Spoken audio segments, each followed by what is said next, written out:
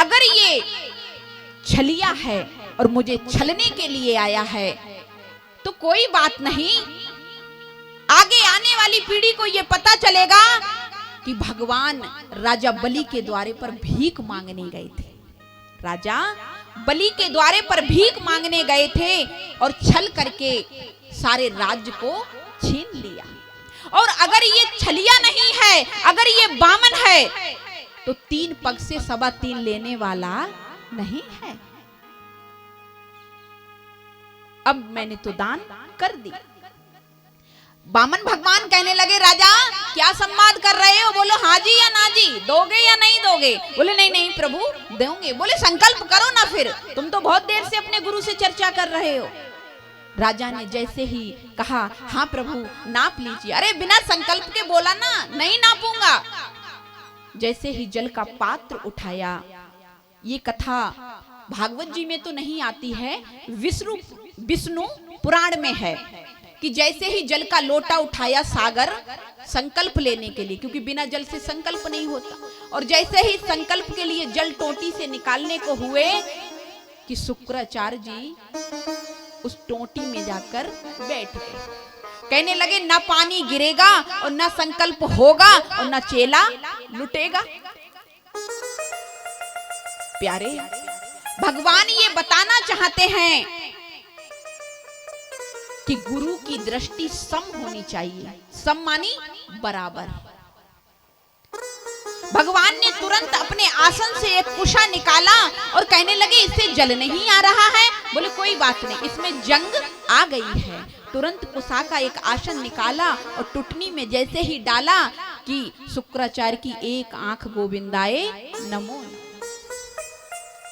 एक आंख क्यों गोविंदाए नमा नमा हो गई? क्योंकि भगवान कह रहे हैं गुरु तुमने एक आंख से मुझे पहचान लिया कि ये छलिया है, छलने आया, ये नारायण है।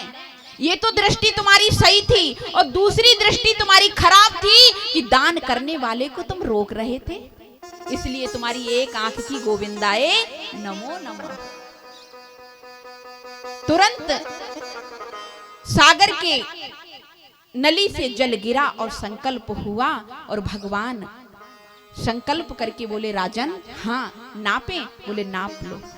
बोले नापेंगे तो तभी पहले हमको प्रणाम तो करो। राजा बलि ने जैसे ही दोनों हाथ जोड़कर मस्तक झुकाया कि बामन भगवान पर्वत आकार हो गए, और इतना शरीर बढ़ाया, इतना बढ़ाया कि त्रिलोकी तक फैल गए। जब अपने शरीर को इतना फैला लिया और राजा बलि ने जब ऊपर देखा तो भगवान का सिर दिखाई नहीं दे रहा। राजा बलि समझ गए। भगवान ने एक चरण पृथ्वी पर रखा और दूसरा चरण में तीनों लोक नाप लिए।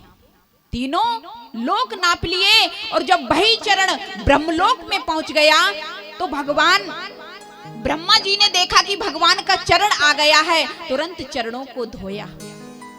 प्यारे, आपके ब्रजमंडल से चलकर आए हुए भक्तों का यहाँ आपकी कॉलोनी में परीक्षित इत्यादि इतने प्यारे भक्त हैं कि समझते हैं इस भाव को। ब्रजवासियों की चरण रज को धो धो कर अपने घर पर बरसा रहे हैं।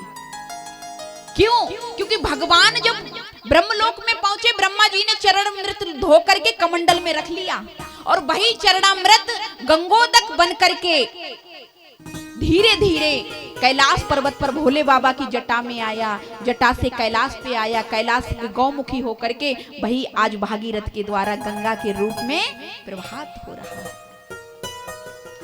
जिसको हम लोग कहते हैं गंगा मैया। वो भगवान नारायण के चरणों का चरणोदक था, जो आज गंगा के रूप में हम सबको तरण करने आई हैं। बोलिए गंगा महारानी की। प्यारे, दोनों चरण में तीनों लोगों को नाप लिया और राजा बलि से कहने लगे भगवान राजा बलि हाँ बताओ तीसरा चरण कहाँ रखे? 2 चरण में तो तीनों लोगों को नाप लिया, अब तीसरा चरण कहाँ रखें?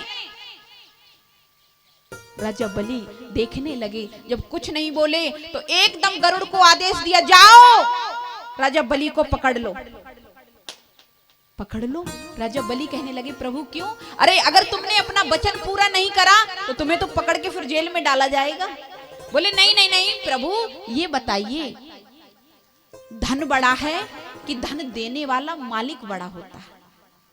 तो गोविंद ने कहा राजन, धन देने वाला मालिक बड़ा होता है, धन तो छोटा है। अगर मालिक का दिल नहीं होगा तो कैसे देगा? तो देने वाला बड़ा है। तो प्रभु देने वाला बड़ा है ना, तो तीसरा पग मेरे मस्तक पर रख लीजिए, तीसरा चरण मेरे मस्तक पे रख लो। और जैसे ही प्रभु ने तीसरा चरण राजा मस्तक पर रख दिया तो रानी आई, कहने लगी आपने बहुत बड़ी कृपा कर दी, जो तीनों लोगों का राज इनसे ले लिया। जब ये बात सुनी भगवान ने तो कहने लगे अरे यहाँ तो सभी विद्वान लोग भरे पड़े हैं, कोई यही नहीं कहता है कि छीन लिया। सब कह रहे हैं बड़ी अच्छी कृपा की। तो भगवान कहने लगे राजा बलि, मैं तो तुम्हें छलने के लिए आया था, लेकिन तुमने तो मुझे छल लिया, तुमने तो मुझे छल लिया। जो अपना मस्तक बढ़ा दिया, अब इससे ज्यादा कौन छलेगा किसको? जाओ मैं तुम्हें वरदान देता हूं, सुत तल लोक का राज मैंने तुमको दे दिया। राजा बलि कहने लगे प्रभु हमको कोई राज नहीं चाहिए, हमको कोई राज नहीं चाहिए। क्या चाहिए? बोले हमारी एक विनती है। विनती? हाँ, क्या विनती है? कहने लगे जब जब हम अपने द्वार पर आए तो बस हमें तुम्हारा दर्शन होना चाहिए। जब राजा बलि की ये बात सुनी तो कहने लगे दर्शन होना चाहिए। अब तुम्हारे इतने बड़े घर में कितने दरवाजे हैं, फिर तो तुमने हमको चपरासी बना लिया, फिर तो तुमने हमको अपना चपरासी बना लिया। बोले हमने कब कहा कि तुम चपरासी बन गए? हमने तो नहीं कहा। प्रभु हमें तो आपका दर्शन चाहिए। प्यारे, भगवान ने कहा ठीक है, आज से हम आपको आपके हर दरवाजे पर दर्शन देंगे। अब नारायण भगवान राजा बलि की पहरेदारी कर रहे हैं।